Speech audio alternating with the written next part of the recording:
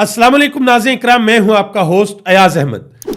नाज़रीन इकराम, पाकिस्तान तहरीक इंसाफ के वफद ने इमरान खान के हुक्म के ऊपर चीफ जस्टिस याह्या अफरीदी के साथ इंतहाई अहम मुलाकात की है और इस मुलाकात में सारी की सारी चीजों को खोल कर बयान किया गया है। बताया गया है कि पाकिस्तान तहरीक इंसाफ किस जुल्म और जबर के दौर से गुजर रही है। इस्लामाबाद के अंदर एक ऑफिस को सील कर दिया गया है और शाहद खाकान अब्बासी ने चीफ जस्टिस याह्या अफरीदी के हवाले से इंतहाई सख्त बयान दिया है गिरिदा फरूकी के शो के अंदर। लम्स के हवाले से सोशल मीडिया के ऊपर बहुत सी खबरें गर्दिश कर रही हैं कि DGISPR लम्स गए हैं, बच्चों के साथ एक सेशन किया है। इस पर भी बात करते हैं। और पाकिस्तान तहरीक इंसाफ ने बरतानिया के अंदर जो एहतजाज किया, उस एहतजाज के हवाले से सवालात हो रहे हैं कि तहरीक इंसाफ क्यों बरतानिया के अंदर एहतजाज करती है। तो इस सवाल का जवाब पाकिस्तान तहरीक इंसाफ ने दिया है, वो भी आपके सामने रखने के लिए जा रहा हूं। आगे बढ़ने से कबल गुजारिश करूंगा कि वीडियो को लाइक कर दें, चैनल को सब्सक्राइब कर लें और मेरे उन तमाम दोस्तों का बेहद शुक्रिया जिन्होंने हमारे यूट्यूब चैनल को सब्सक्राइब किया।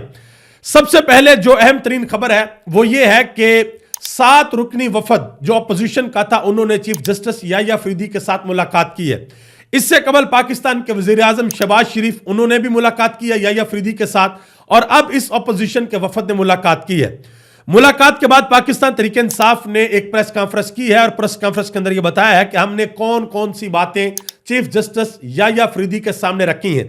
एक तो उन्होंने यह बताया है कि यह मुलाकात इमरान खान के हुक्म के ऊपर हुई है। इमरान खान ने कहा है कि मुलाकात करें और मुलाकात करने के बाद सारी की सारी चीजें चीफ जस्टिस याह्या अफरीदी के सामने रखें ताकि कल को कोई यह ना कह सके कि हमारे पास कोई नहीं आया था और हमारे सामने चीजें नहीं रखी गई थी। इससे कबल इमरान खान 349 सफ़ात के ऊपर मुश्तमिल एक खत भी चीफ जस्टिस याह्या अफरीदी और आईनी बेंच के सरबराह जस्टिस अमीनुद्दीन खान को भी लिख चुके हैं। पाकिस्तान तहरीक इंसाफ ने आज जो प्रेस कॉन्फ्रेंस की है उसमें सलमान कमराजा ने कहा, उन्होंने कहा जी हमने चीफ जस्टिस को वाज़ेह अल्फाज के अंदर यह बताया है कि मुल्क में आइन और कानून अमली तौर पर खत्म हो चुका है। दफा 144 लगाकर आर्टिकल 19, 17 और 15 और बुनियादी हकूक खत्म कर दिए जाते हैं। ये उन्होंने कहा जी हमने ये चीजें चीफ जस्टिस पाकिस्तान के सामने रख दी हैं। उन्होंने कहा जी अगर अदलिया मुदाखलत नहीं करती तो फिर मामलात को अवाम अपने हाथ में ले लेंगे, इसीलिए हम सियासी जद्दोजहद की जानब बढ़ रहे हैं। ये आज मुलाकात हुई और ये इंतहाई है मुलाकात है जिसमें सारी की सारी चीजें रखी गई हैं। आईनी तरमीम पर भी बताया गया है। पाकिस्तान तहरीक इंसाफ ने कहा जी हम इस आईनी तरमीम को नहीं मानते। तहरीक इंसाफ के साथ जो जुल्म और जबर हो रहा है, जो नाइंसाफियां हो रही हैं, इंसानी हकूक की खिलाफ वर्जियां हो रही हैं, तहरीक इंसाफ की जानब से कहा जी हमने वो सारी की सारी चीजें भी चीफ जस्टिस याह्या अफरीदी के सामने पुटअप कर दी हैं, उनके टेबल के ऊपर रख दी हैं कि हमारे साथ ये चीजें हो रही हैं। अब यहां पर एक चीज जो बड़ी इंपॉर्टेंट मैं आपको बताता चलूं कि अब ये चीजें रिकॉर्ड के ऊपर आ गई हैं। कल को चीफ जस्टिस याह्या अफरीदी साहब इवन के रिटायर्ड होने के बाद भी ये नहीं कह सकते कि पाकिस्तान तहरीक इंसाफ ने या इमरान खान ने चीजें मेरे सामने नहीं रखी थी। उन्होंने सारी की सारी चीजें सामने रखी हैं। और जो एक बड़ा टेस्ट है पाकिस्तान के अदलिया का, वो टेस्ट ये है कि इस्लामाबाद हाई कोर्ट के जो 5 जजेस हैं जिन्होंने सीनियरिटी के हवाले से खत लिखा था और आगे से मुस्तरद कर दिया गया, जो भी उनकी डिमांड थी उसको मुस्तरद कर दिया गया।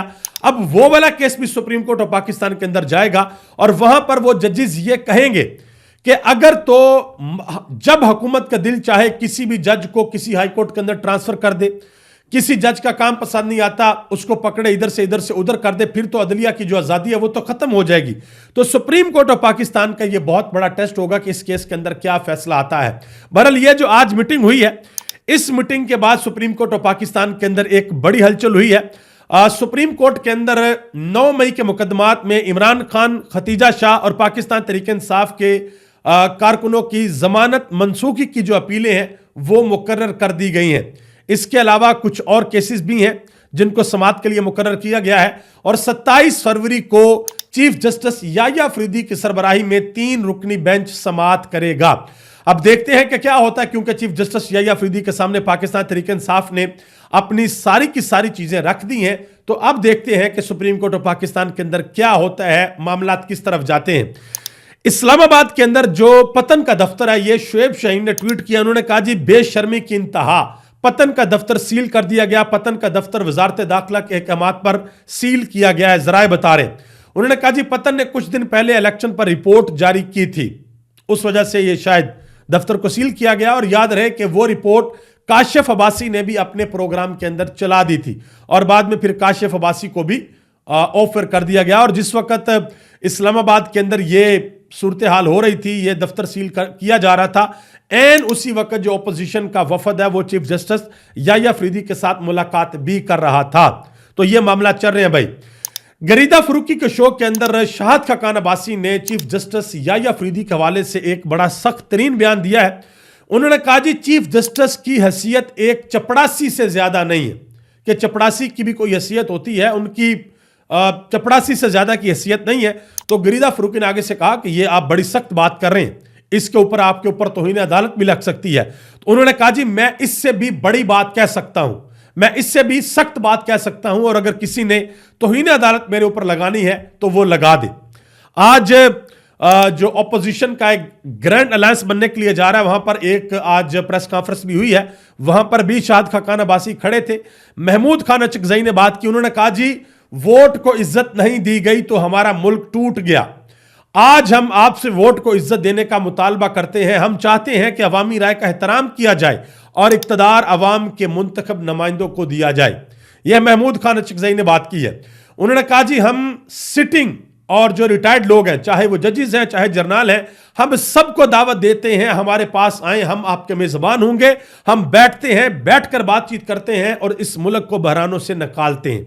उन्होंने कहा जी हम ये आपको दावत दे रहे हैं, चाहे वो सिटिंग जर्नल हैं या रिटायर्ड जर्नल हैं, चाहे वो सिटिंग जजेस हैं या रिटायर्ड जजेस हैं। ये उन्होंने बड़ी खुलकर बात की है जी। हम मुल्क को इस चीज से, जो जिस सूरत हाल पे हमारा मुल्क आकर खड़ा हुआ है, हम इसको बाहर निकालने को तैयार हैं। आप हमारे पास आए, हम आपके मेजबान होंगे। हम बैठते हैं, बैठकर इसके ऊपर बातचीत करते हैं। आगे आ जाए जी। फैसल चौधरी से सवाल पूछा गया है जावेद चौधरी के शो में। जावेद चौधरी ने सवाल पूछा कि ये जो बरतानिया के अंदर आप एहतजाज करते हैं, ये क्यों करते हैं? तो फैसल चौधरी ने जवाब दिया कि जब आप मुल्क के अंदर एहतजाज के मौक़ों को बंद कर देंगे, जब आप हमें कोई जलसा नहीं करने देंगे, कोई जुलूस नहीं करने देंगे, कोई रैली नहीं निकालने देंगे, सारे रास्ते हमारे ऊपर बंद कर देंगे, तो फिर हमने क्या करना? फिर हमने मुल्क के बाहर ही एहतजाज करना है। तो जावेद चौधरी ने कहा कि ये आप तो इतने ज्यादा एहतजाज किए हैं, अभी आप 26 दिसंबर को इस्लामाबाद आए। तो आगे से फैसल चौधरी ने कहा कि 26 दिसंबर को हम आए और हम 12 लाशें भी लेकर गए, 12 कफन भी हम लेकर गए हैं। जो एहतजाज के अंदर जो हुआ वो भी सब कुछ आपके सामने है। इमरान खान ने जो नया बंदा लगाया जुनैद अकबर, उन्होंने मेहर बुखारी के शो के अंदर एक बात की है। उन्होंने कहा जी इमरान खान अगर आज जेल से बाहर आना चाहें तो वो आ सकते हैं, लेकिन यह हुकूमत इमरान खान से कम 2 साल की गारंटी मांगती है कि 2 साल आप हुकूमत को चलने देंगे। पहले 3 साल मांग रहे थे, अब 2 साल मांग रहे हैं। लेकिन इमरान खान किसी भी किस्म की कोई कमिटमेंट देने को तैयार नहीं है, यानी कि इमरान खान कोई डील करने को तैयार नहीं है, वरना इमरान खान का जब दिल चाहेगा इमरान खान बाहर आ जाएंगे।